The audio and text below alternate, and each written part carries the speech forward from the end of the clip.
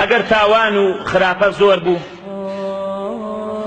وازمان هاورد بە ئەمرکردن بە چاکە و نەهیکردن لە خراپە ئەو کاتە عەذابی خوای پەروەردگار حەڵاڵە بێ لەسەرمان وەکو پێغەمبەرە فەرمی عەلەیهی الصەلاة وەسسەلام والذي نفسي بيده لتأمرن بالمعروف ولتنهون عن المنكر بو خوايك ونفسي مني بدستا يا أوتا أمر بشاك أكن يا أوتا نهي أكن لخرافة أو ليوشكن الله أن يبعث عليكم عقابا منه أجر واز لو بين نيزق لويك خواي پروردگار عقوبيتان بودا بقري للاين خويوا ثم تدعونه فلا يستجاب لكم أم جاك بشو بالروج أبارينوا لخواي پروردگار دعاتان قبولناك دعاتان قبولناك شو روج بباريتوا أجر واز هاود أمر كدن بساكا ريقريب نكر دخراتا ثم تدعونه فلا يستجاب لكم هر دعاء كي خواي پروردگار ولا متنادر وأفرمي پیغمبر عليه الصلاة والسلام إن القوم إذا رأوا المنكر فلم يغيروه عنهم الله بعقاب هات قومك منكرك ببينن قران كاري تيانكن وتوانايان هبي بيقرن أو أخواي پروردگار عقابيان بنازلك بو أبيني كأن فتنة يروي كذلم أمته أم هم مظاهراته أم هم خير رشتنا أما هم إيشي خواي پروردگاره وازمان هاوردو لديني خوا والله بويا وامان لهاتوا والله بخو مانا نچينا ولا وزور خرابتر من بسرابي أما هر آو خواردنويا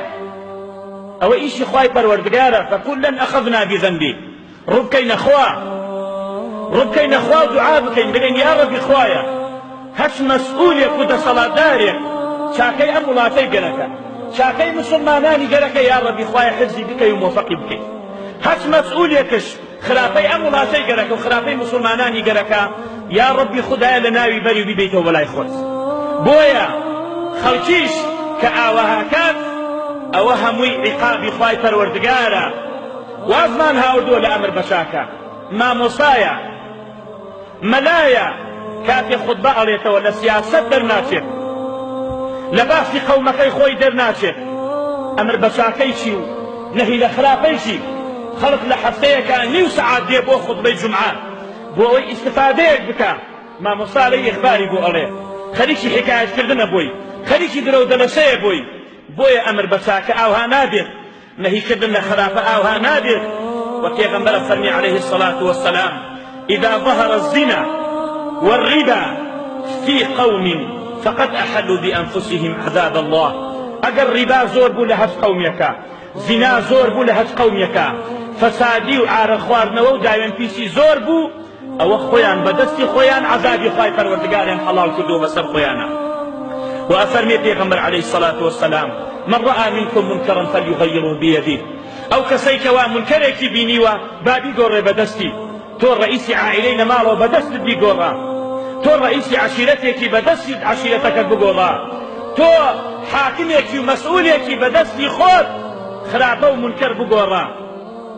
فمن لم يستطع أجر نتواني بدست بقوري فبلسانه بزبان منكر بقورا أمر بشاك بك نهي لخراب بك أجر بزبان بنتواني بدلت بيبنا خوش بيت وذلك أضعف الإيمان أوش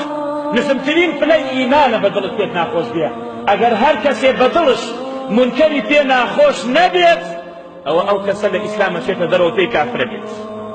أفرمي پیغمبر عليه الصلاة والسلام وليس وراء ذلك من الإيمان حبة خردل إيمان لدريانية هر كسي منكر بدلي بي ناخوش نبيت بلكو يما همانا بدلش بيمان خوشا بدس بيمان خوشا كخرابة بكين وفسادي بنينوا أول حبة خردلك إيمان لدولي أو كسيانية